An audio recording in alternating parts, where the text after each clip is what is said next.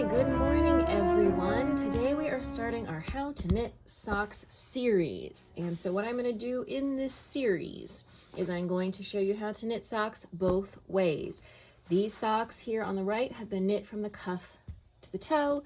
These on the left have been knit from the toe to the cuff. And here comes Pollyanna to be in the way. So video number one, I'm going to show you how to do a toe up toe and a cuff down cuff. The foot of a sock, the leg of a sock are knit the same no matter which way you're going. Either you're following the pattern or you're knitting in plain stockinette, so I'm not going to focus on those parts too much. So today, like I said, part one, toe and cuff. Part two is going to be heels in both directions, and then part three is going to be toe up cuffs and cuff down toes. So let's go ahead and get started. I'm going to start with the cuff down sock, but if you are interested in toe up, I'm going to include the timestamp so you can skip right to the toe. Let's go. All right, so to knit socks, you need to know how to knit and purl and what it means to work in the round, which is in a circle. You can work your socks in a circle any way you choose. So for the cuff down socks, I'm going to be using two long circular needles. You can use DPNs, you can use magic loop. If you don't know what magic loop is, I will go ahead and link here to a video I have on magic loop, but it's you'll see it when I do the toe up socks. That's how I'm going to do those. But for this, I am working with two circular needles. And I am using some Patton's Croy sock, not sponsored, just sharing. One of the tricks I'll say to socks is that you should kick your cat out first. Pollyanna. One of the main tricks to socks is that the number of stitches you use should be divisible by 4. It's going to make your life easier. So I'm just going to be doing a plain sock here, so it is not, there's not going to be any, difficulty between a multiple of 4 and a stitch pattern of any kind. If there are stitch patterns in your socks, that can be trickier, but you're probably following a pattern and the designer has already figured all of that out for you. But if you are just working a plain sock, I'm going to tell you right from the beginning, use a multiple of 4 stitches. Most sock patterns, and a good rule of thumb for socks, is that your gauge should be about 8 stitches to the inch. And most people will get this using a needle size between a US 1 and a US 2 on sock yarn, which is fingering weight yarn. One other trick to socks is that you want to have what's called negative ease, which means the circumference of the sock should be a little bit smaller than the actual circumference of your foot. About 10% smaller. So with all of that said, today I will be casting on 56 stitches for my sock using these particular needles and this particular yarn. Your number of cast on stitches is going to depend on the size of your foot, your gauge,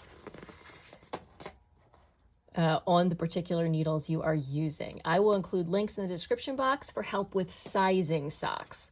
That's not what we're doing here today. We're just doing how to actually knit them.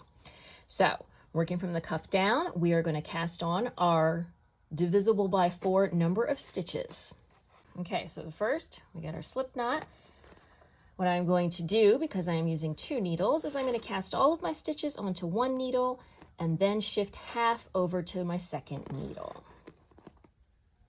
I am just using a standard cast on. If you are someone who casts on very tightly, you may want to use a stretchier cast on. All right, so I've cast on all of my stitches onto one needle. If I'm working with TPNs, I'm going to evenly divide them over 3 double pointed needles. For me, I'm working with 2 circular needles, so I'm going to divide them in half. Again, magic loop, you would also divide them in half. So half of 56 is 28, and I am just going to slide them from one needle to the other. All right, so now I have an equal number of stitches on both needles. Obviously, if you're using a multiple of 4 stitches and you have 3 DPNs, you are not going to have the exact same number of stitches on each. It is not super important, but you should probably have like the same number on 2 needles and like an extra 2 stitches on the 3rd needle, something like that. All right, so now we're going to begin working in the round. For your sock cuff, ribbing is recommended. In case you're wondering, Pollyanna is chewing on the other end of the needle. A ribbing is recommended because it is nice and stretchy. You can use whatever ribbing you want. In this case, I'm going to be using a 2x2 ribbing, which means knit 2 stitches, purl 2 stitches. And of course, we want to be very careful not to twist our join. So we want to make sure all of the stitch butts are pointed inward. We're going to just start knitting. When I start my socks, I like to just knit my tail in on that first round. You do not have to do it this way, but this is how I am going to do it. Here we go. So I'm going to start, as I said, I'm going to do a knit 2, purl 2, and I'm going to knit my end in as I go. I've made sure all of my stitch butts are pointing in so I don't have a twisted join. So knit 2,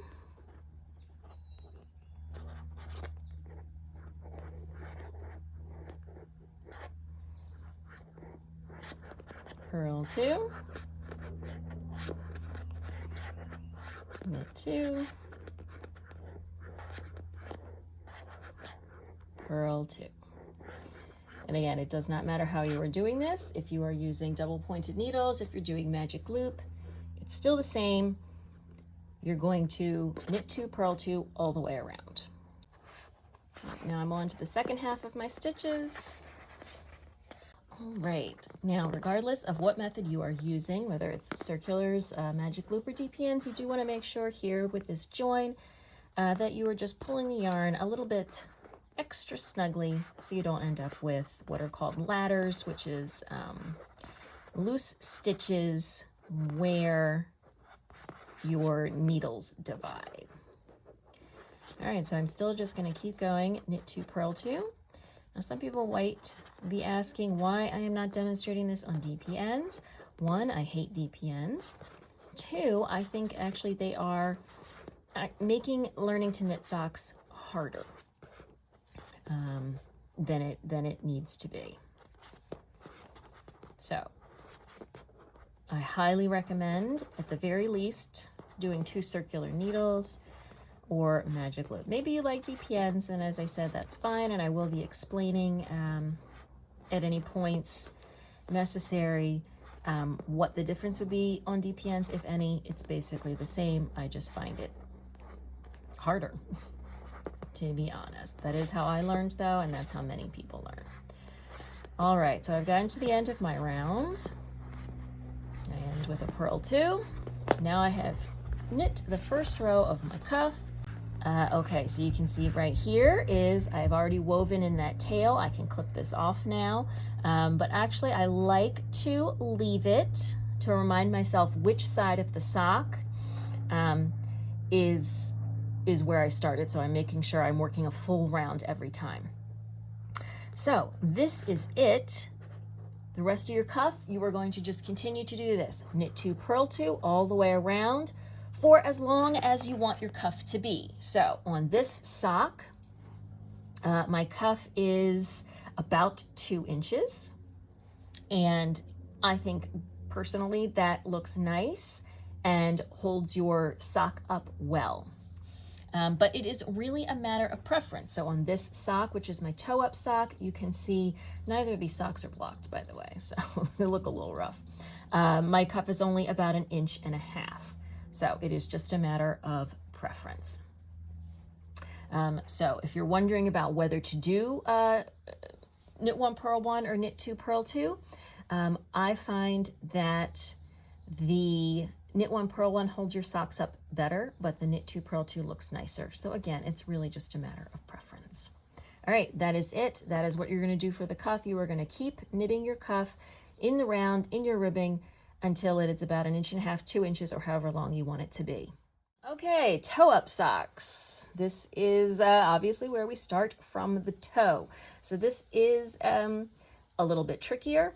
My personal preference is for toe-up socks because once you have worked all the way through the heel, you can then make the length of your sock as long as you want, and it's easy to see, you know, if you're running out of yarn, if you need to stop. But it is honestly a matter of preference. So I'm going to show you how to do the toe for the toe-up sock. In terms of, you know, trickiness, what is happening here? I got a little yarn blip. In terms of the trickiness, you know, it is a little trickier to start a toe-up sock than it is to start a cuff-down sock. But then it's easier at the end. So the same rules apply. You're going to ultimately get a multiple of 4 stitches. So we're going to cast on a smaller number and increase for our toe.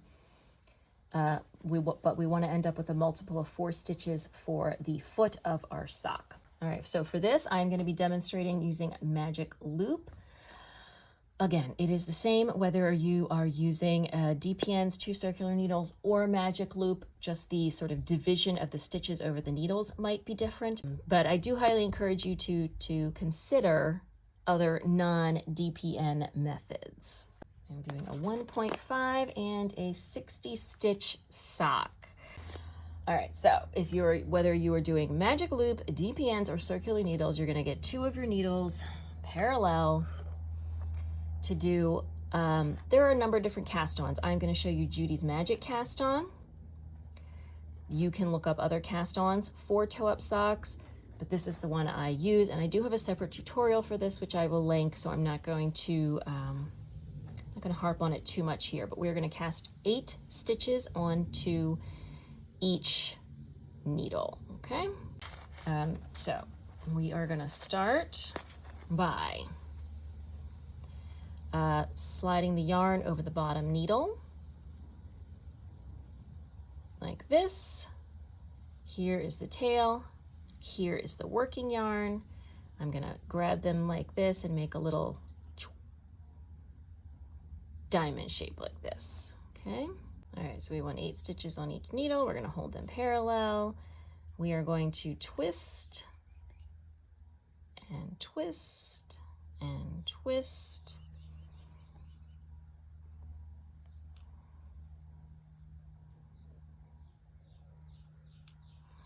Might be easier all right, that's 5, 6, come on. I don't think I'm doing the 7, 8. As I said, I'm going to link to that tutorial so that you can see that a little better. All right, so again, it doesn't matter at this point what you're doing. You're still just on 2 needles. You will divide later over DPNs if you need to. So I've got 8 stitches on each needle, and I'm just going to knit across the first set of stitches. Whoops.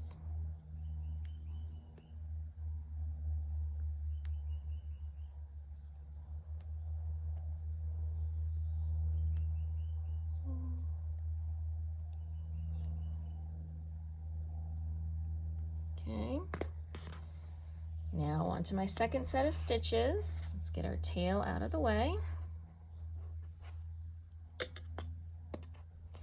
And our second set of stitches, we want, there we go. Our second set of stitches are oriented backwards. So we want to knit through the back loop. All of the stitches on the second needle.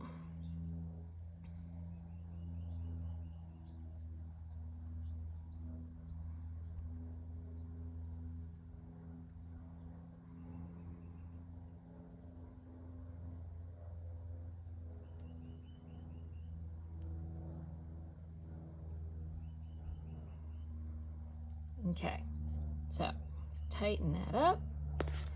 And now we have done our cast on. All right, so here's how it looks. A nice, neat top of a sock to work from. All right, so now we want to shape our toe using increases. For the first, let's say, 4 rounds, we're going to increase every round. And then after that, we're going to increase every other round. All right, so the first, I'm not going to lie, the first row of increases is tricky because the stitches are very tight on the needle. Make sure you're using your working yarn, not your tail, which is pesky and in the way. So we're going to knit 1 stitch. Then we're going to increase. We're going to make 1 right. I do have separate tutorials for this if you are uncertain how to do that. But we're going to pick up the thread between the 2 stitches. We're going to put it on the needle and we're going to knit through the front. And as I said, these stitches are pretty tight, which we want. We want the toe to be nice and tight. We don't want loose stitches and making holes in our toes. All right, so we're going to knit through the front loop. We're going to knit to the last stitch.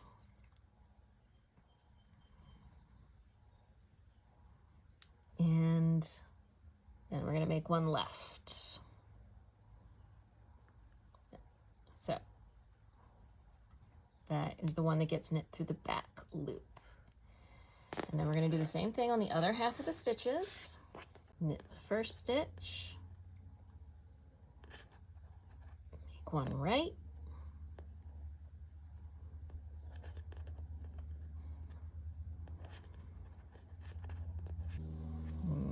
Make 1 left. Okay. Now you're going to do that 3 more times. All right, so now we had 16, we had 8 on each needle. Now we've got 20, we've got 10 on each needle. So you're going to do that 3 more times, and that's going to give you about 32 stitches. Right? Is that correct math? Let's think. 3 times 4 is 12 plus 20. Yes, 32. So you're going to do that until you have 32 stitches on your needles. Now, if you are working on DPNs, at that point, you may want to divide your stitches over all 3 needles. And you will want to put a marker at the beginning and the midpoint. But the nice thing about working on circular needles or magic loop is you don't have to worry about that. Another plus for not doing the DPNs. So you're going to do that 3 more times, and then you're going to start doing it every other row. So let's make a little progress here, and I'll show you where we are. All right, so now I have done that increase round 4 times total, and I've got 32 stitches total, 16 on each side. As I said, at this point, if you're working on DPNs, you may want to distribute your stitches evenly over 3 needles and make sure you mark the beginning of your round and your midpoint. From this point, for the rest of your toe, you are going to work 1 increase round and then a plain round. So all the way around, no increases until you have the total number of stitches you want. Again, that should be a multiple of 4. I am going to work my toe until I have 60 stitches. As I said, I will include links in the description box on sock sizing so you can determine the correct number of stitches. For reference, I have a size 7.5 foot. Depending on what size needle I use, I'm either going to make a 60 stitch or a 56 stitch sock. It also depends on the sock yarn. For a heavier, sturdier sock yarn, I'm going to use fewer stitches. For a thinner sock yarn, I'm going to use more stitches. So again, I will include some references so you can get some help on determining the size of your sock. Keep in mind, socks are supposed to have negative ease. That means they are supposed to be about 10% smaller than your actual foot circumference. And the same is true for the length. All right, so you're going to keep doing your toe like that. One increase round where you increase 4 stitches, one plain round until you have your total number of stitches. In the next part 2 of this series, we're going to be talking about heels. Sock heels worked both directions. I'm going to show you how to work what is called a half handkerchief heel. There are a lot of different sock heels.